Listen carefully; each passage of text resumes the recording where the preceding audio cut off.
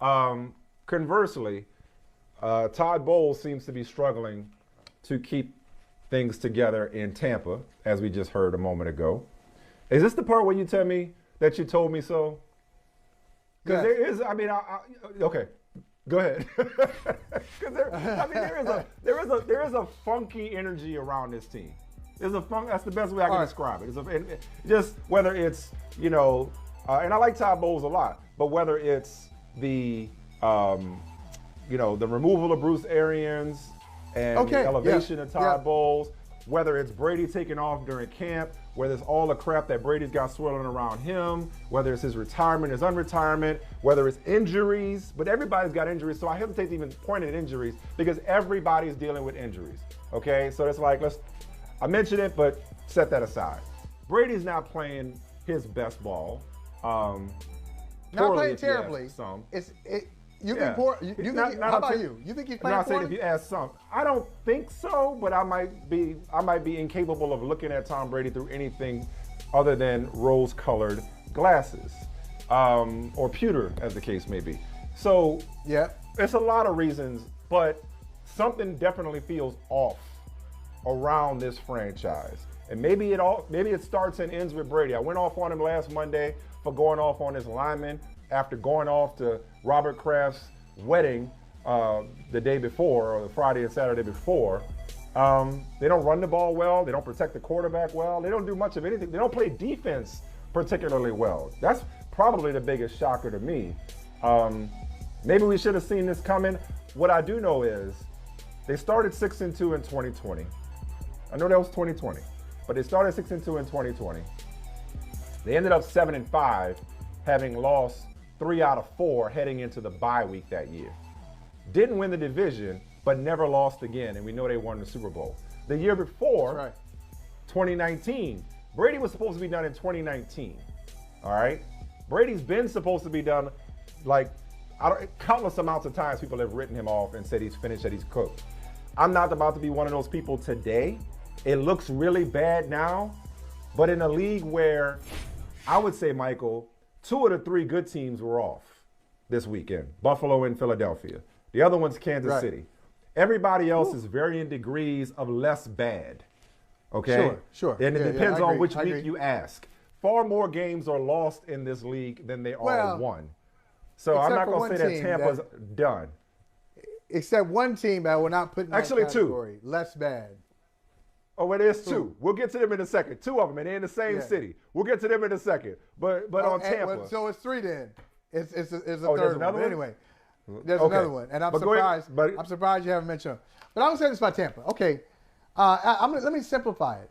And why didn't we? When you look back on things, whatever, any kind of mistake that you've made, you look back and go, why didn't I see that at the time? It's so clear now, isn't it Michael? Isn't it as simple as this? You have a quarterback who last year was 44. This year he's 45. So you got a quarterback who's 1 year older, and doing things. Now he keeps creating these new paths. He can't see the guy who did it before because he's that guy. So this is all new territory for Tom Brady. 44 to 45. That guy, not only is he a year older, that guy retired in the offseason, came back, took time off in training camp, came back, missed the Saturday walkthrough. Okay. You went from Bruce Arians and his winning percentage as a head coach and his Super Bowl title as a head coach to a guy, Todd Bowles, who has a lower winning percentage as a head coach and has never won a Super Bowl as a head coach. Gronk is gone. The receivers are banged up. The team is banged up. I mean, can it be as simple as that? That their best player is a year older. Their coaching staff is a little bit less than it was last year. Say what you want about Bruce Arians, and that they've had some injuries and missing players. Therefore, you got Tom Brady, who's been good but not great, and that Tampa is under 500 in a bad division. I mean, really, it's not complicated. No, it's not complicated. And listen, we could speculate about whether Tom Brady's affected by what's going on in his personal life, and if he is, that just makes him human. How could he not be? Okay. How could he not be? That just makes him human. But We I always mean, the dance wide around receivers these. have. We dance around these. We dance around this issue because we don't want to be the jackass who says, "Hey, let me get all up in your household. Let me pull up a seat where I wasn't invited at your kitchen table and be privy to private conversations that usually involve two people." And I'm not doing that. What I'm just saying, like anything, if something is going on in your personal life, I know men that stereotypically have this amazing ability. I hear this from my wife all the time. Men have this amazing ability to compartmentalize, and this could be going on, but we are able to focus on the job. Yeah, that might be a little overrated. If things are happening in your personal life, it's gonna seep into your professional life in some way because you are not a robot. How can it not affect you, Mike? Well, that's why they do what they do. Like, I'm not saying this makes us jackass by bringing it up, as you put it. I'm saying I don't want to assume that that's affecting him. Like, on a lesser scale, you got stuff going on. I got stuff going on. But when we show up, it's our job. But it's our job not to let that affect our performance, our little performance on this here screen, right? It's our job because nobody cares, right? We show up to work, it's time to show up to work. I don't think that ball looked just fine to me. I don't think Tom Brady was thinking about his wife when he put that ball on Mike Evans just right there. You understand what I'm saying? Like, he's not perfect, and yes, he is human, but my husband cannot catch and block for himself, or whatever she said back in the day. Oh, yeah. Oh, you going to do the quote thing again?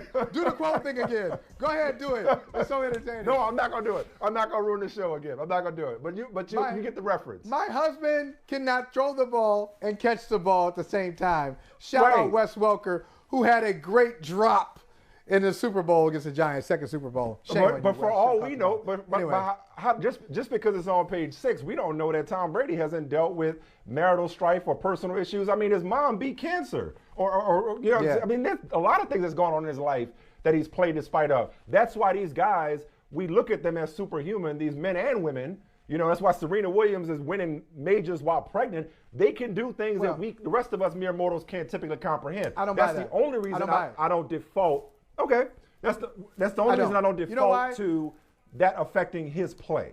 If it does, that's fine. I just don't assume that it does, if that makes sense. Okay, affecting his play, and specifically, is he dropping back and he's thinking about his personal situation as he throws a ball to Mike Evans that Evans drops? No, I don't think it manifests that way, but maybe it's preparation. Maybe totally. it is. It's the 11-day absence from training camp. It's cumulative. So I would never say, and that's the reason he threw that interception. He hasn't thrown many of them this year, but the reason he did that, or the reason that this team is not winning, is because in this very specific situation, he lost his focus. No, I think it's overall things happen to you, and you cannot be overwhelmed by them, but still be affected by them, if that makes sense. They don't sink you. They don't put you in the fetal position where you just can't do anything. And the average person may not see it, but it's a little bit different. Oh, can I flip this around? Can I flip it around and say the average person deals with it better than professional athletes? Because the average person, sometimes the stakes are higher for people out there who've got to balance more, and they don't have the resources that professional athletes do. I mean, they don't have nannies. Bottom line is, they don't have nannies. They don't have child care. They don't have a servants and staff. What's my man saying? 100%. What's my man saying in Poetic Justice? They don't have income coming in. Okay, let's flip it around. They don't have income got a job, coming in. Got an apartment. Yeah. Got income coming in. Income coming in.